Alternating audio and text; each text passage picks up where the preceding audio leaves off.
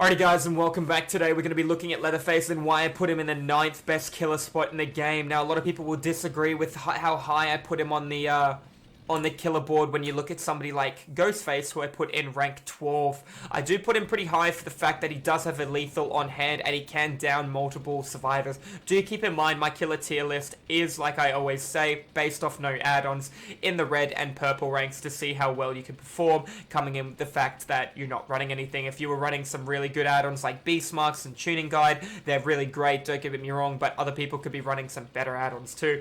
On my add-on guides I will be doing is any add-ons are green and under, we will be basing it off of, because I find purple and pink, they're too hard to kind of say, you know, is an silent phasing spirit that can track blood better than a one-hit down iridescent head huntress who's good enough to be able to hit you through 2 walls and a Jake. Do you know what I mean? Like, there's a lot of things that I need to point out, and I find that too hard to try and weigh up, because there's going to be people on both sides of the coin. I personally think Spirit's worse, to be scary. But still. Alright, so let's have a little bit of a look at the build today. If you don't know some statistics about LeatherFace, he has a big chainsaw. This big chainsaw takes 3 seconds to charge. Once it is fully charged, he will let the chainsaw release. Unlike the Hillbilly, who goes at a straight line at 250% movement speed, Bubba goes slower. So when he pulls up his chainsaw, he gets a movement penalty, moving at about 94-96% movement speed to a survivor's 100%. And when he releases the chainsaw, he will go left, right, left, right, left, right. So that's what he does. So basically, when he revs his chainsaw, he's holding it up like this. He will release it and go 1, 2. Think of it as a dance. 1, 2, and then go left, up and down. Okay, so I think there's 7 swings in a chainsaw that he possibly does. His final 2, the second the chainsaw comes up and then goes down, cannot hurt you. So if you're, you're outdistancing him and he's got something like award-winning chili and he's getting faster movement speed, the second you see that animation activate, he doesn't even have to have the chainsaw up. The second you see the end of the animation to the left, or the right, sorry, and he pulls it up, he's not going to be able to hurt you. And then he pulls it down, it goes right through. Instead of covering distance with the rest, he slows down as well. So some things to point out about his add-ons that are going to be important to note is there's 2 kinds of chainsaws in Dead by Daylight. We're going to break LeatherFace's chainsaw into 2 parts, okay? You have revving speed and distance covered, or movement speed, alright? So revving is how quickly you're going to rev the chainsaw, and distance covered is how fast you're going to go. A lot of people go, well then what is this, Goose? What is tremendously increased acceleration when using the chainsaw? Okay, acceleration is not the start of a chainsaw, okay? That is revving. You've got revving and acceleration, for lack of a better term, okay? So revving a chainsaw faster is something like carburetor, primer bulb. These things are going to moderately decrease the chainsaw charge speed. So instead of it being as long as it is at 3 seconds, it's going to shorten it down. That being said, these add-ons get a larger effect on LeatherFace than they do on the Billy, because LeatherFace's chainsaw is 0.5 seconds longer to rev than the Billy's. However, Billy gets distance, Leatherface can down multiple targets at once. So award-winning chili is a bit of an interesting one to look at. Okay, so you've just revved the chainsaw. The second you release it, think of it as like a 0.2 multiplier. That's incorrect, but this is going to be easier for me to explain to you, okay? So the second you release the chainsaw, you move with a 0.2 benefit. Then you move with 0.4. Then you move with 0.8, and then 16, it doesn't go up that high, but basically each time the chainsaw is released from one side to the other, you gain more movement speed, allowing towards the end of your chainsaw to be able to down a survivor. Alternatively, there is an add-on called the Beast Marks, also known as LeatherFace's best add-on. This here is commonly known as his best combo. This is going to reduce penalties for revving your chainsaw, and this here is going to slightly increase charge time, while this moderately reduces the charge time. So you're still going to be able to do it quicker. Beast Marks doesn't go... You know how I said 0.2, 0.4, and then multiplied up? Beast Marks doesn't do that. It's like a stable 0.5. It'll go at the same movement speed throughout the entire animation. You can stack them both together, they both work, but keep in mind how long it's going to take to charge and rev the chainsaw. So when you release that and you're going, you're going to be able to cover the distance much quicker than you would without. Now, there are a few things to mention and let you guys know as well. These are great add-ons. These are the only two powerhouses that will enhance your movement speed like this with LeatherFace. If you're running a build where you're going through a lot of pallets really fast, speed might be what you're needing here in terms of carburetor, primer bulb. If you're going a pallet that you try to catch people at jungle gyms, you might need primer bulb and award-winning chili. Hydrolite, flick your camera, release the chainsaw, and then get the distance on somebody. A really good survivor will not fall for that in 9 out of 10 jungle gyms. It's very, very difficult to do. At an unsafe jungle gym, yeah, you might get a really good survivor. But that's why this here is the commonly known as the best combo you can use. Now, looking at our perks here, guys, there are a lot of ways to build LeatherFace. Now, this is the way I build LeatherFace, in particular myself. I've had a lot of success with this in the red ranks and the purple ranks. I've had a couple of hard games, but at the same time, they're always really rewarding.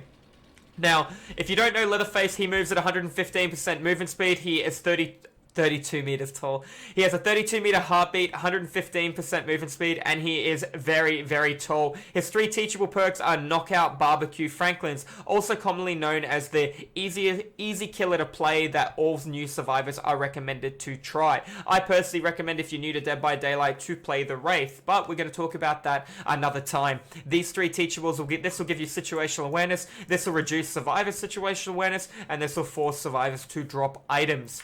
Okay, having a look right now, if we press F1 again, we can see Knockout, Barbecue, and Chili Franklin's. I'm currently running Ruin, Pop, Play With Your Food, Discordance, so none of his teachable perks are actually what I am running. Therefore, I don't think they're really that great on him. Now, almost every LeatherFace in the book will run Barbecue and Chili. Now, because every LeatherFace runs Barbecue and Chili, a lot of survivors get into a locker. If you're unaware, Barbecue and Chili, basically, when you hook a survivor, all survivors outside of 40 meters will have their aura revealed to you for 3 seconds unless they have aura blocking. That could be something like Distortion. Distortion is a Jeff perk which hides it altogether.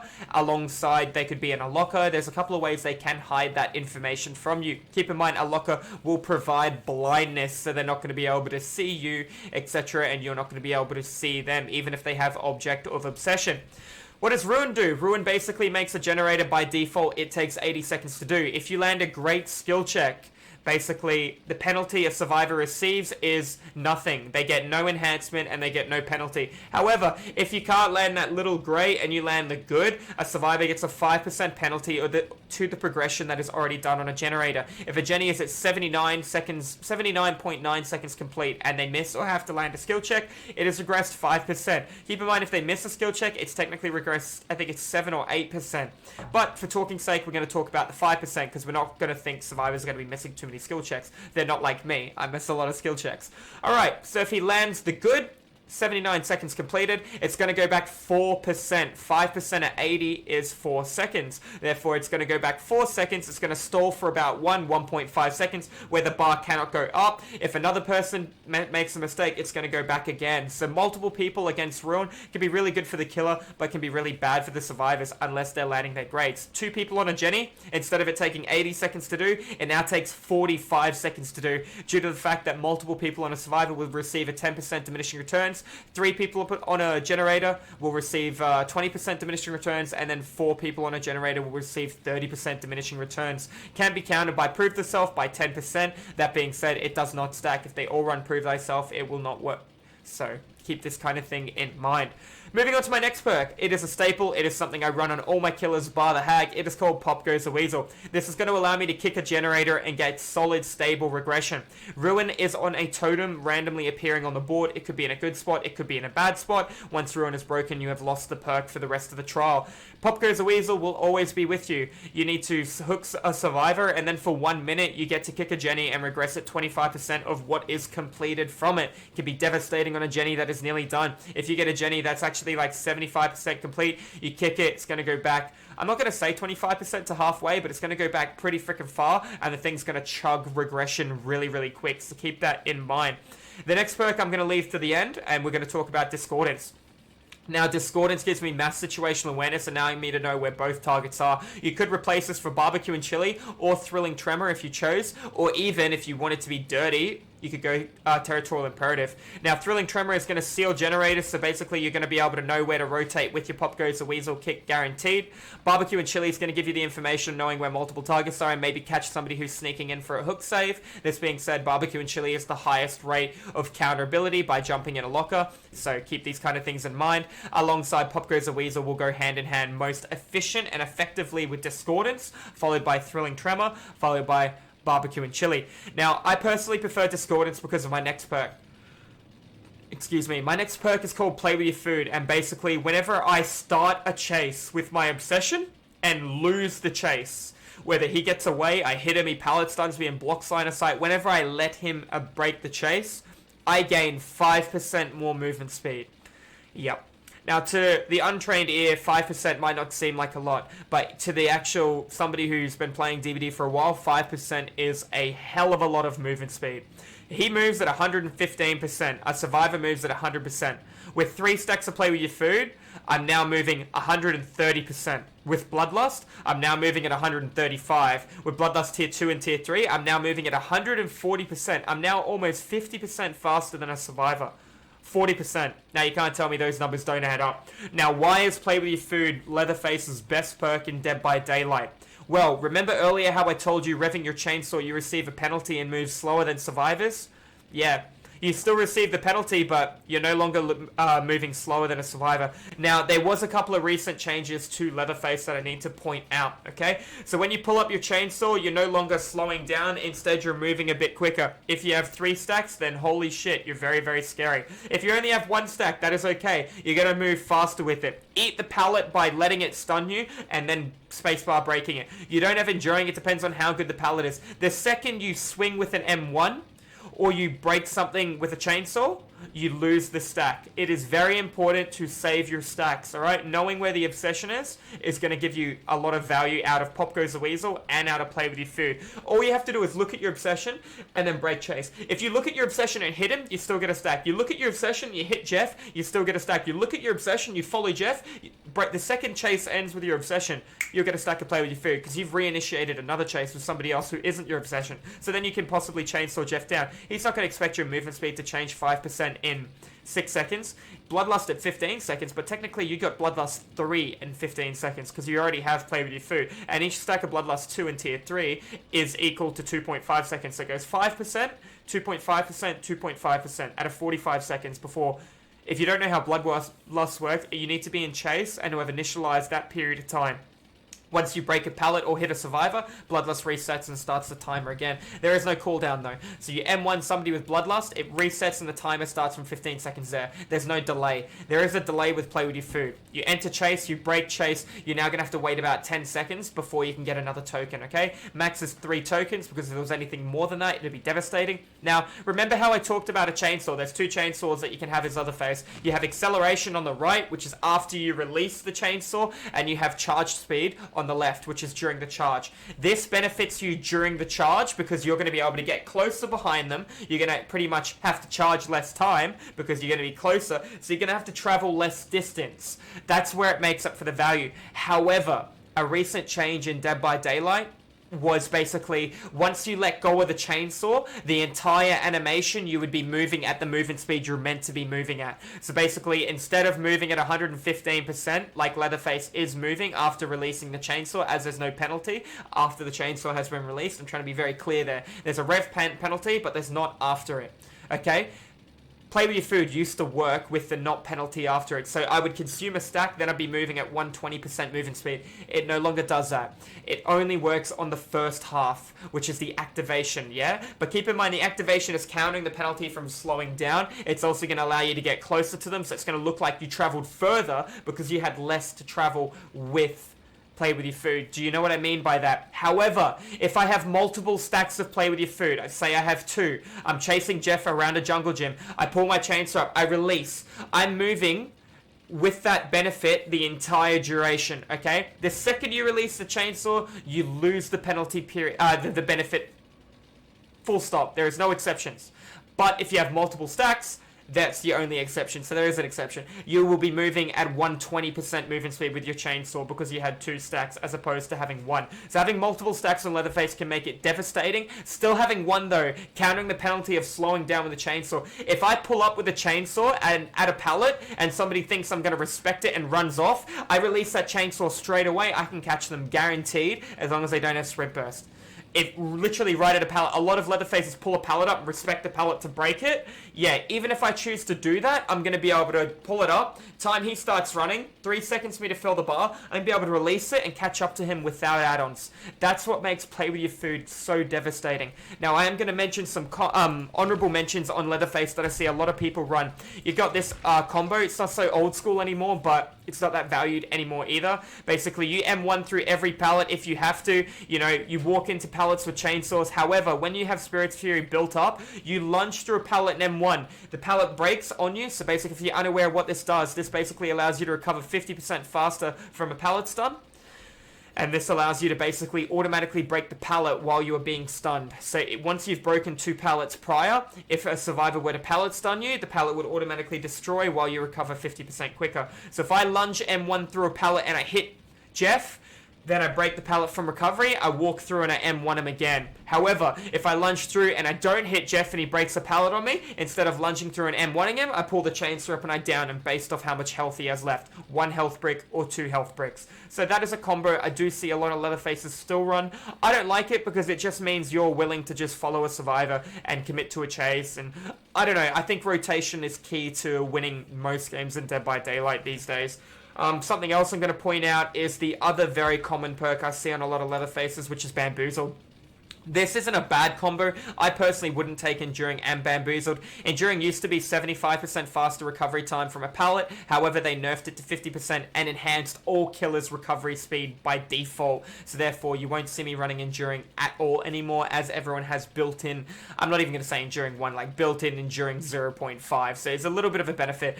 Being a killer main, you need to know what pallets you're going to respect and what pallets you're not going to. If it is a god tier jungle gym, you go through that. You take the stun. If the survivor, a good survivor will wait for you at an area while you're chasing them. They'll wait on the lip so you can see them to try and bully you to come in a direction. As opposed to a smarter killer will go the opposite direction, or twist its camera and hide his light. You go the opposite direction, now he can't utilize that window he's trying to utilize 3 times before, taking an M1 bait through the pallet and running away. You force that pallet down, or you let go of the chase. You need to make a decision. How am I going to get this pallet the quickest period of time right now? It's a really good jungle gym, it's beside the shack, and it's in front of an exit gate, and there's 3 generators around here, and there's 3 pallets to eat. You're in deep shit. You kind of need to get rid of some of that stuff. However, alternatively, it's a generator in the corner of the map. It's at 85% done. There are 4 pallets here and no exit gate, and I have 4 Jennies left. You should let that generator go and go across the board unless you see the entire team there or somebody makes a really bad play. You should need to understand when to give up on certain areas of the map and divide and conquer. Think of DBD as a strategy game to a degree, okay? It's not all about sitting there dictating what needs to happen, how it needs to happen, but it's all about fast management and thinking and when to let something go, when to take advantage of a mistake, etc. So some other things I'm going to point out is just going to be here. So if you're unaware of what Bamboozled does, Bamboozled allows you to vault a window 15% quicker, also known as one of Michael Myers' best perks, as he gets a benefit while in Tier 3, vaulting a window by 10%, making it 25%, but on Leatherface we only get the 15% benefit, and that means they're not going to be able to utilize a jungle gym. You can walk right through the pallet and go for the chainsaw hit. It's pretty common, see a lot of it. I see a lot of Infectious Fright on Leatherface nowadays too, because it works off a chainsaw hit. It never originally used to, but they not too recently changed it as well, so now Infectious Fright is devastating. I do see a few people also running Monitor and Abuse on him alongside Corrupt Intervention, Drilling Tremor. Corrupt is a good substitute to Ruin, especially if you're stacking with Discordance like I was in the last perk. But we're going to be having a look here right now at Territorial Imperative and our final perk being Infectious Fright, if I can see it. Okay, so Infectious Fright is going to allow me to down a survivor with a chainsaw and know instantly where to go elsewhere to somebody else. This perk right here, Infectious Fright, stacks with Knockout. Now, Knockout at Tier 1 is 32 meters. However, Knockout at Tier 3 is 16 meters, if I remember correctly. So basically, if a survivor is not within 16 meters of the other survivor, they cannot see where the survivor went down. So that's very, very devastating. Much like Third Seal, but Third Seal is on a totem, and Third Seal you just blind a survivor. They can't see each other, period, but they can hear each other cry, etc. This being said, knockout with Infectious Fright is a devastating combo on him. You're down one, you see two people scream, you can choose to pick the guy up and hook him for a pop kick, or you could choose, you see one person scream, you can leave the one down to chase the one that screamed. Now you have two in chase, one's gonna have to be altruistic while one's doing a generator, therefore one person could be completing objective, stalling the game out that way. It's a different way of looking of stalling. Alternatively, right now, the final perk I wanted to point out was Territorial Imperative. And Territorial Imperative is going to allow you to basically know when a survivor goes to the basement.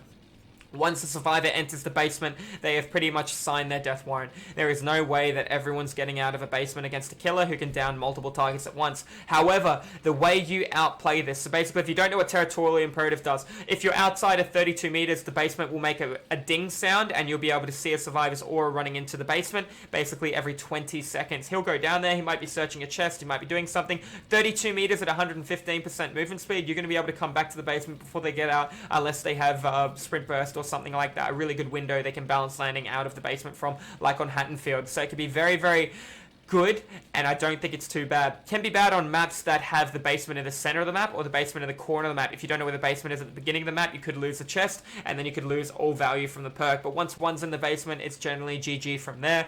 That also being said, with Leatherface, the only way you beat him in the basement, if you borrow time save into an, I don't know, into a chainsaw hit and run out, you're fine. If two people are in the basement and neither of you have anything to defend yourself, you don't have Decisive Strike, you don't have Dead Hard, you don't have Borrowed Time, you both jump in the front two lockers in the basement. You both get in the front two. He can only grab one of you out. Therefore, instead of getting a multi down and taking multiple kills, possibly, and camping it, which a lot of Leatherfaces does, he can pull one of you out. If you have DS, get in a locker. He goes to open the locker, he gets stunned, etc. There's a few ways to play it. The second you both go in that locker, there is nothing he can do about that. Keep that in mind. If for whatever reason he bumps into the locker, don't panic and run out. He throws a tantrum and he can down you during the tantrum. Much like before, when he lifts his chainsaw up and he puts it with one hand to the right and he does that little flick, the second the chainsaw comes up, you cannot be hurt. To be honest, the second the chainsaw goes down to up, you can't be hurt, but it's a really hard animation to understand and see. During the rest of the tantrum, you can be hurt. So the second he comes up like that, and then he swings it off with one hand before he grabs it with both hands again, that's all immunity. And he's slowed down during it. So your best play, if he doesn't have Beast Marks, Tuning Guide, Primer Ball, award-winning chili, is the second he lifts that chainsaw up, is to jump out of the locker, because he's going to go up and down, jump out of the locker right in front of him and leave. He won't be able to body block you because he's going to get that huge penalty to movement. Then again, if he's running add-ons like shop lubricant or things that decrease the cooldown of the chainsaw, then good luck. There's actually the grease, no, it's not the grease. There's one that's about penalty when bumping into things. There you go, moderately reduce the time penalty for bumping into objects, so that speeds up the tantrum. You still do all the hits in order, but it makes it much faster and a much less period of time to escape. You won't see a lot of people running that kind of thing though, because there are better options on the table. Alrighty guys, that's going to be all for a Leatherface guide. This is why I put Leatherface as the 9th best killer in Dead by Daylight. He can be a devastating weapon when you use him correctly, but a lot of people don't use him correctly. If you're a killer with a lot of experience, you can actually learn to master this killer, and a lot of good survivors will underestimate you. So guys, thank you all for watching. If you want to learn more about him, don't hesitate to come over to the live stream over here on Twitch, guys. So thank you so much, guys. Have a wonderful rest of your day, and I'll see you soon.